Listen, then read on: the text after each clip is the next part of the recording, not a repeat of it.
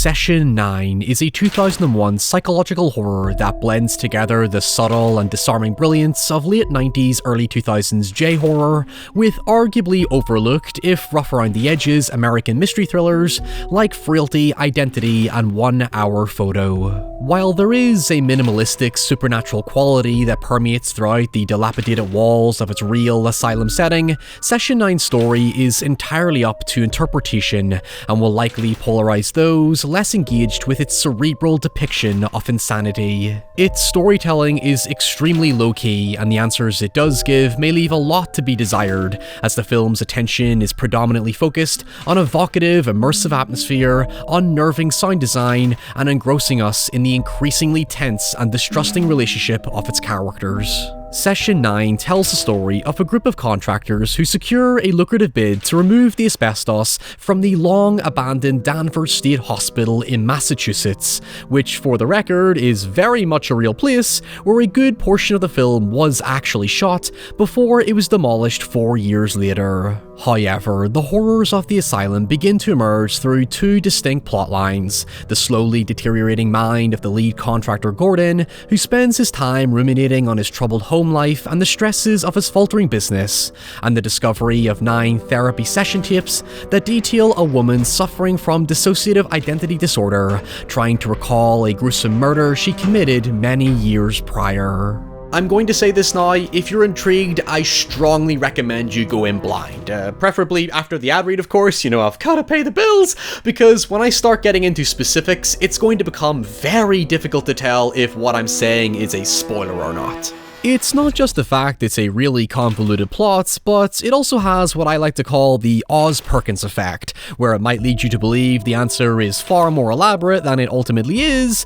and whether that's good or bad thematically depends entirely on how you feel about bleak and deceptively simple outcomes. The best way to describe the film is similar to director and co-writer Brad Anderson's later film The Machinist, which I previously covered, where it constantly blurs the line between what's real and what's not, through the heavy use of visual motifs and ambiguous symbolism that drive the central mystery. Dare I say, Session 9 is arguably pretty ballsy in how stripped down it is compared to other American horrors that released around the same time, like House on Haunted Hill, 13 Ghosts, and Ghost Ship. There are plenty of genuinely unnerving scenes, but rarely, if ever, does it rely on the tropes and cliches you think it does.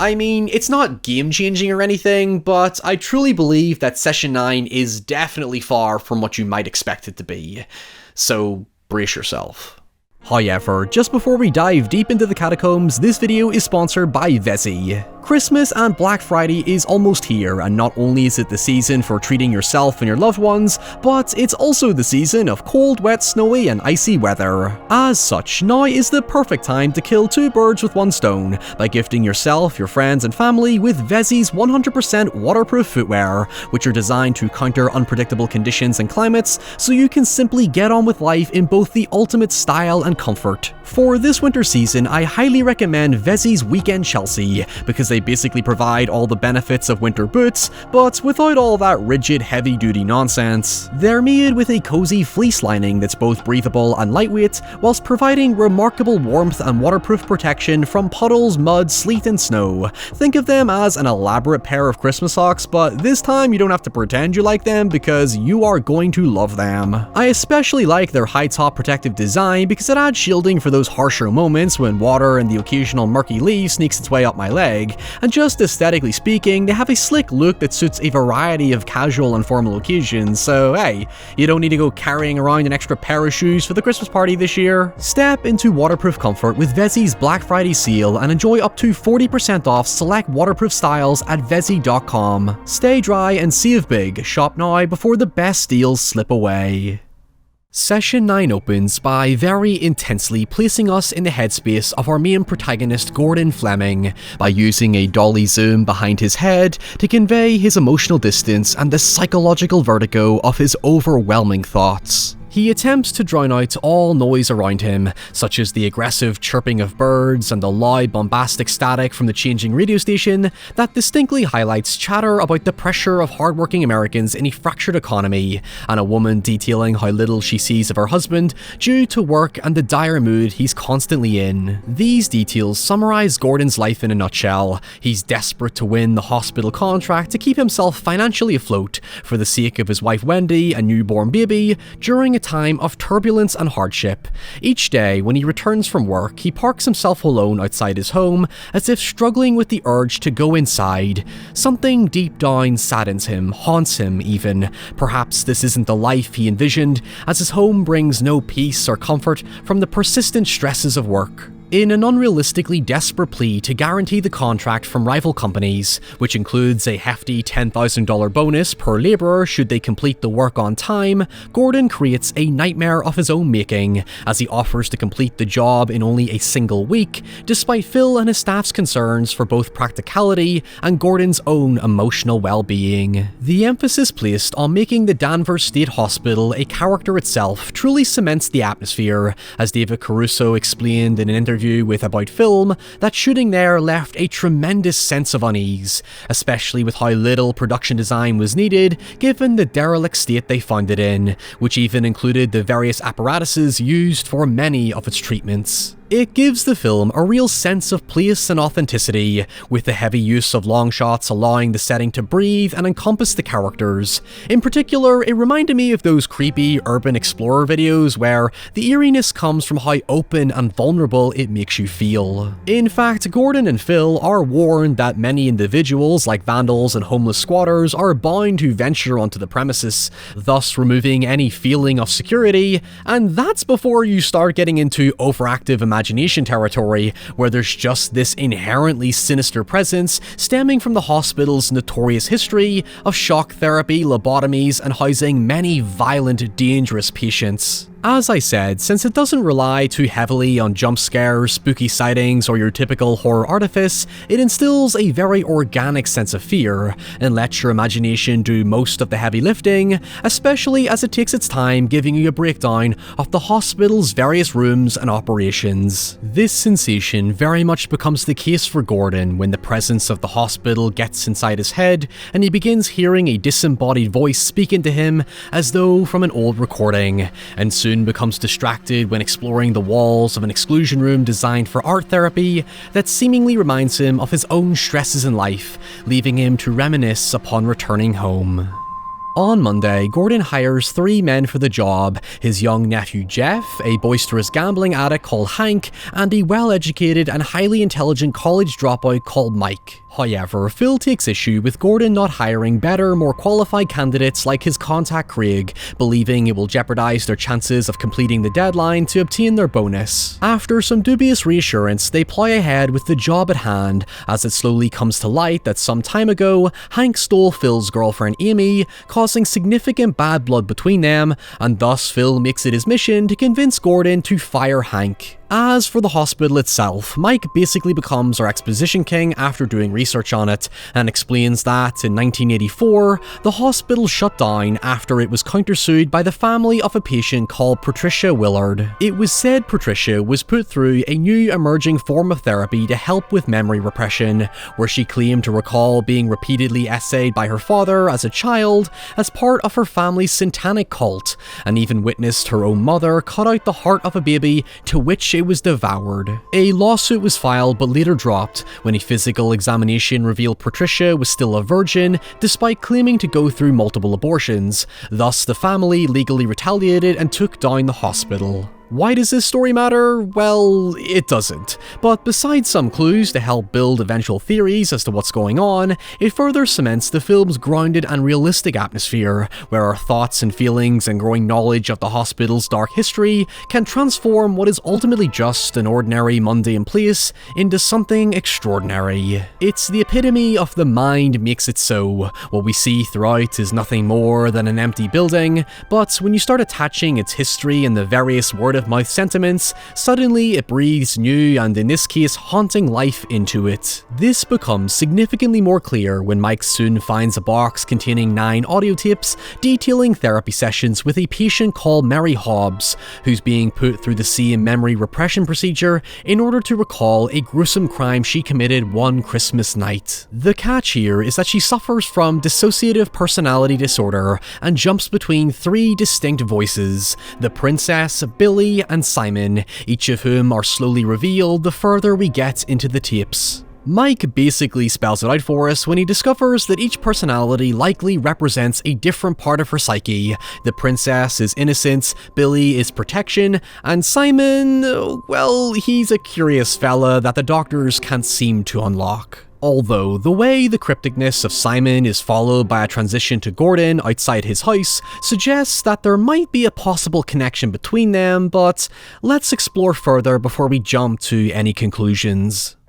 On day 2, Gordon continues to hear voices and stares vacantly at a stand with a cross on it, while Hank hits the jackpot when he discovers a stash of valuable antique coins and silverware broodingly buried in the walls of the mortuary. During lunch, they look through old patient logs and end up having a frank discussion about pleading insanity after committing murder, which Mike explains rarely works as a defense, given homicide implies motive and most people are cognitively aware when they commit it. It creates uncomfortable, if indeed foreshadowing tension, when Mike further explains the ice pick procedure of a lobotomy, which in no way is going to come back and haunt us when Hank returns to the hospital later that night to retrieve his findings, which coincidentally includes a preserved lobotomy pick. During his departure, the claustrophobia and ambient noises only intensify when a haunting, shadowy figure pursues him through the downright Silent Hill-like labyrinth where he's eventually cornered. The next day, when Hank doesn't show for work, the men speculate about his disappearance,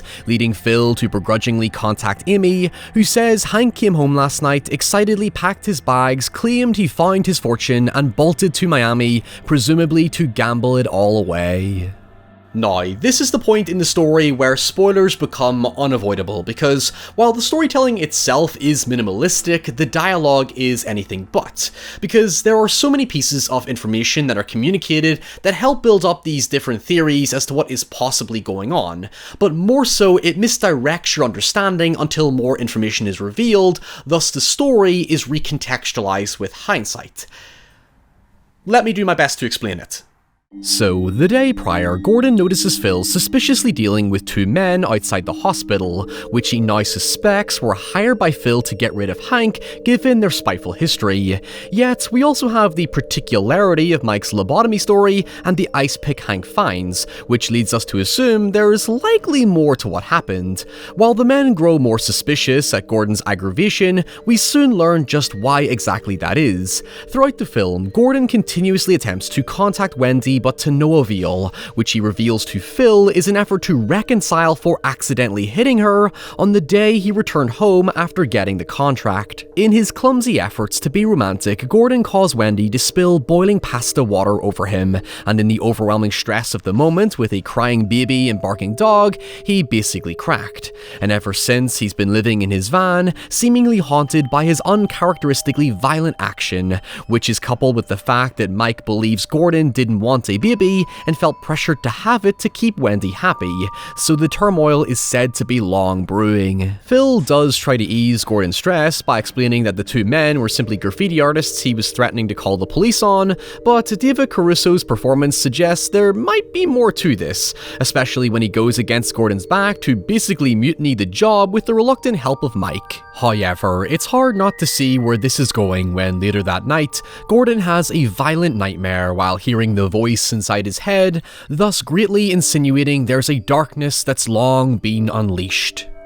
The next day, Jeff suddenly finds Hank hanging around the stairwell in a despondent state, having evidently been lobotomized and wandering around the hospital ever since, and soon the group begin a harrowing, suspenseful search for Hank when he disappears back into the basement. As I said earlier, the opening puts you in the stressed and overwhelming headspace of Gordon, and this phenomenally surreal and disorientating climax perfectly compounds it with a multitude of conflicts on display: the bewildering happenings of Hank Hank, Phil's mutiny and distrust, Gordon's own despondent state, and the massive elephant in the room we've been neglecting for a long time now, the fucking session tapes. Holy shit, does everything hit a crescendo here. The symbolically bloody walls behind Gordon, the symbols of death all around him, the figurative and literal descent into madness, the generator cutting out and swallowing Jeff as he attempts to outrun his greatest fear. It's a masterful, multi-layered horror sequence that, when taken with all the information given to us,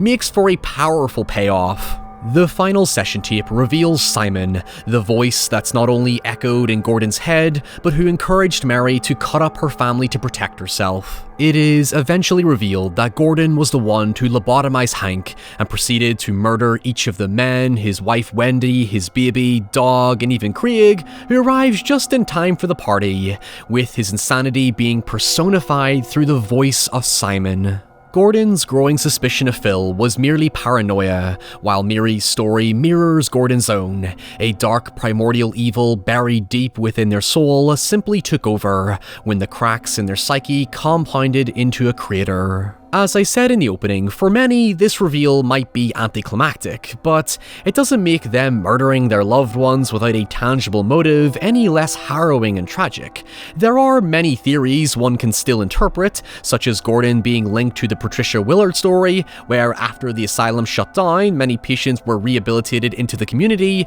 and Gordon may have been one. There's also the satanic cult that insinuates Simon may be some sort of dark spirit or demon living within the walls of the asylum that possesses the weak-minded, as the final line suggests. Hell, at one point I even had a wild theory we were getting a sort of identity-type deal where Gordon would kill off each of his personalities to unlock the true one, mirroring Mary's own sessions. However, given the naturalistic style of the film, to suspect there's a supernatural presence behind it, I think robs the film of its ultimate realism. In 1995, financial analyst Richard Rosenthal beat his wife to death with a rock and impaled her heart and lungs on a stake after he complained she burned their pasta dinner. According to Anderson, after committing such a monstrous act, he simply went about his day, and when confronted, he had no knowledge of ever doing it. And to Anderson, that was truly more terrifying than fiction, that a normal, boring, everyday guy like you and I can just one day snap and commit such an atrocity. In the tapes, it's explained that each identity lives in a different part of Mary. The princess lives in the tongue because she always speaks, Billy lives in the eyes because he sees everything, and when the doctor asks Simon where he lives, he says the weak and the wounded. Simon is the embodiment of insanity. He is a darkness waiting to consume us, that match to a wick that we're all individually susceptible to, whether it be by impulse or a surmounting boiling point that, if not soothed or rectified, has the power to destroy our very sense of self. Earlier in the story, Hank tells Jeff that each of the men bar Gordon have an exit plan, and it's recommended he do the very same, to have a way out of this stressful life, a way to rid yourself of the past and start fresh. Mike, for example, thinks about going back to college, but Gordon gave himself the worst imaginable exit, and now belongs exactly where he needs to be, not so much the decaying and abandoned epicenter of madness, but alone, and trapped in the perpetual torment of his own monstrous actions.